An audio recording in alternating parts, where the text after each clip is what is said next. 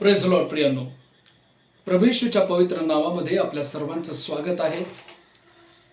पुन्हा एकदा एक विषय घेऊन मी आपल्यासाठी आलो आहे आणि माझा विश्वास आहे की या वचनाद्वारे देवबाप तुम्हाला आशीर्वादित करेल.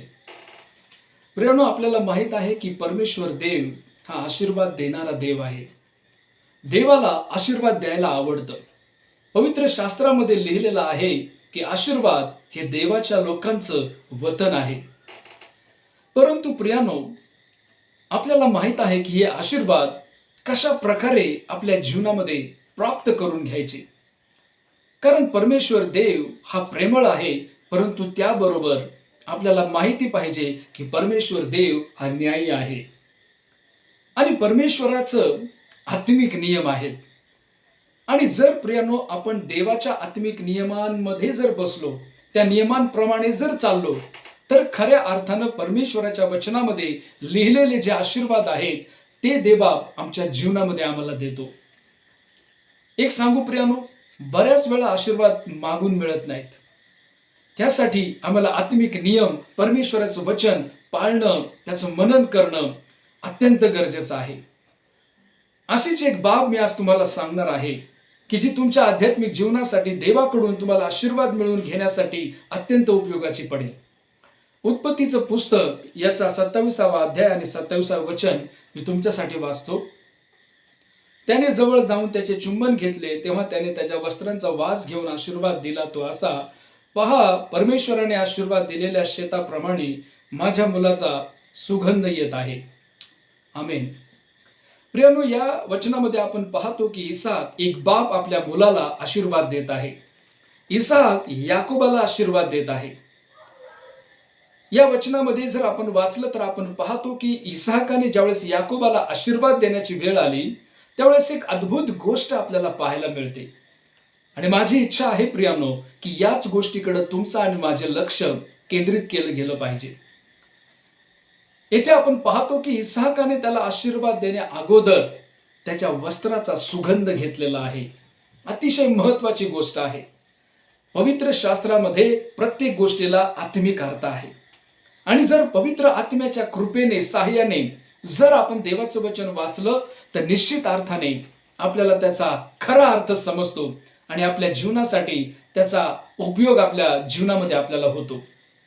इसाकाने याकोबाला आशीर्वाद देताना त्याच्या वस्त्राचा सुगंध घेतला.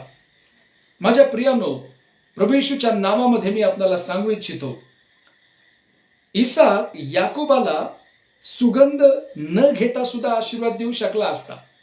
पण बायबलमध्ये असं का लिहिलंय की आशीर्वाद देण्या अगोदर त्याने त्याच्या पुत्राच्या वस्त्राचा, याकोबाच्या वस्त्राचा सुगंध घेतला, वास घेतलेला आहे. त्याचा आत्मिक अर्थ आहे प्रियानो, जेव्हा जेव्हा बायबलमध्ये वस्त्र नावाचा शब्द आलेला आहे, तेव्हा तेव्हा तो वस्त्र नावाचा शब्द, ते वस्त्र तुमच्या माझ्या धार्मिक जीवनाला दर्शवतात, तुमच्या माझ्या चरित्राला दर्शवतात, तुमच्या माझ्या कॅरेक्टरला दर्शवतात. कारण बायबलमध्ये लिहिलंय की मी तुला धार्मिकतेच्या झग्याने आच्छादन करीन, मी तुला तारणाचे वस्त्र नेसवीन. माझ्या प्रियानो, वस्त्राचा सुगंध म्हणजे आमची धार्मिकता, आमचं गुड कॅरेक्टर, आमचं चरित्र, आमचं बोलणं, आमचं चालणं, आमचं देवाच्या वचनानुसार वागणं, या सर्व गोष्टींचा मिळून एक पवित्र सुगंध, ज्याला पवित्र शास्त्र सुगंध म्हणतं.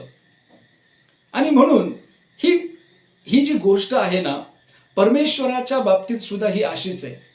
ज्या प्रकारे इसाक एक बाप आपल्या मुलाला आशीर्वाद देताना त्याच्या वस्त्राचा सुगंध घेऊन त्याला आशीर्वाद देतो, अगदी त्याच प्रकारे आमचा स्वर्गीय बाप आम्हाला देखील ब्लेसिंग देण्या अगोदर आमच्या वस्त्राचा सुगंध म्हणजे आमच्या कॅरेक्टर काय, आमचं चरित्र काय, आमची धार्मिकता काय, आमचं जीवन काय, याचा सुगंध पाहतो. बायबलमध्ये लिहिलंय, नोहा नावाच्या व्यक्तीने परमेश्वराला वेदीवर अर्पण केलं आणि तिथं वचनामध्ये लिहिलंय की त्या अर्पणाचा सुगंध परमेश्वरापर्यंत पोहोचला आणि परमेश्वराने तो सुगंध घेऊन नोहाला आशीर्वाद दिला. नोहासंगती संपूर्ण मनुष्यांसंगती परमेश्वराने करार केला की इथून पुढं पुन्हा कधीही मी पाण्याने या पृथ्वीचा संहार करणार नाही. माझ्या प्रियानो, मी आपल्याला सांगू इच्छितो की देवाला सुगंध हवा आहे. हा पवित्रतेचा सुगंध आहे, हा धार्मिकतेचा सुगंध आहे, हा चरित्राचा सुगंध आहे, हा गुड कॅरेक्टरचा सुगंध आहे.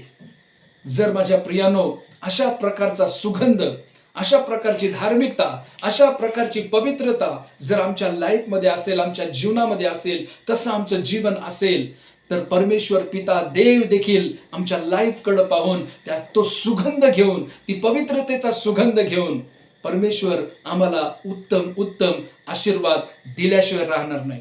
आमेन. Praise the Lord. हा आध्यात्मिक संदेश आहे प्रियानो, आम्हाला समजणं अत्यंत गरजेचं आहे. इसाकाने याकोबाच्या वस्त्राचा सुगंध घेतला आणि मग आशीर्वाद दिला. आज तुमचं माझं काय? तुमचा माझा महान परमेश्वर जो अति पवित्र आहे, वचनामध्ये लिहिलंय, मी पवित्र आहे, तुम्हीही पवित्र असा. देवाची इच्छा आहे आम्ही पवित्र असावं. हालेलुया.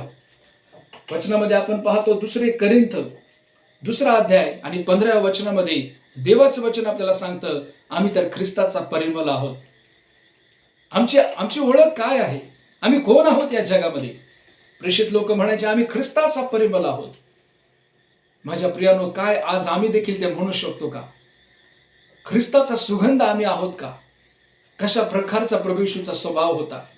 प्रभू येशू ख्रिस्ताने आपल्या शत्रूंवर प्रेम केलं. प्रभू येशू ख्रिस्ताने पापी लोकांसाठी आपल्या प्राणाचं बलिदान दिलं. प्रभू येशूने आपल्या विचारांना क्षमा केली. तुम्हाला माहिती आहे, वधस्तंभावर प्रभू येशूने उद्गारलेला पहिला शब्द, हे बापा यांना क्षमा कर, कारण हे काय करत आहे त्यांना माहित नाही. संपूर्ण प्रभू येशू ख्रिस्ताचं चरित्र ज्यावेळेस आपण अनुभवतो ना, त्यावेळेस प्रभू येशू ख्रिस्ताचा स्वभाव, प्रभू येशू ख्रिस्ताची चित्तवृत्ती, तो देव असून त्याने मनुष्य बनून दासपण, दुःख सहन केलं.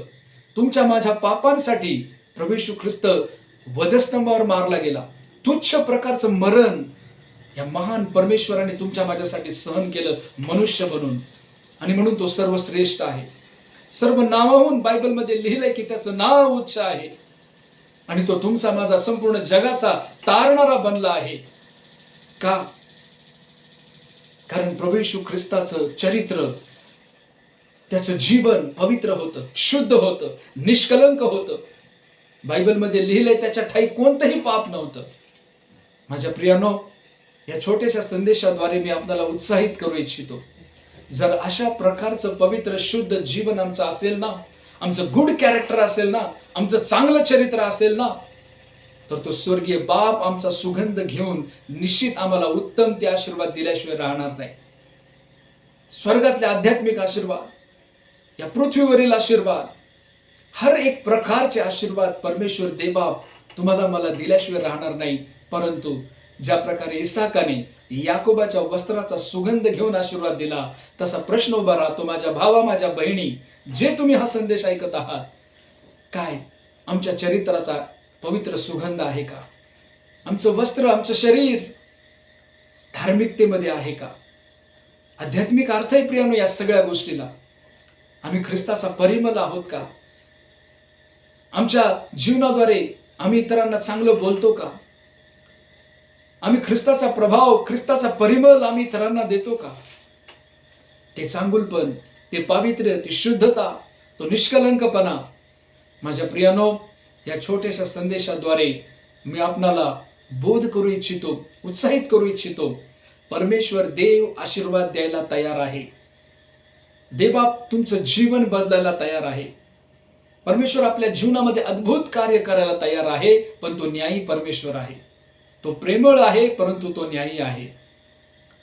त्याची व्यवस्था आहे, परमेश्वराचे नियम आहेत, परमेश्वराची आज्ञा आहे. बायबलमध्ये लिहिले, देव पापी लोकांचं ऐकत नाही. आम्हाला पवित्र बनणं गरजेचं आहे. आम्हाला आमचं वस्त्र शुद्ध राखणं गरजेचं आहे. प्रकटीकरणाच्या पुस्तकात लिहिले, धार्मिकतेचा झगा, तागाचे वस्त्र.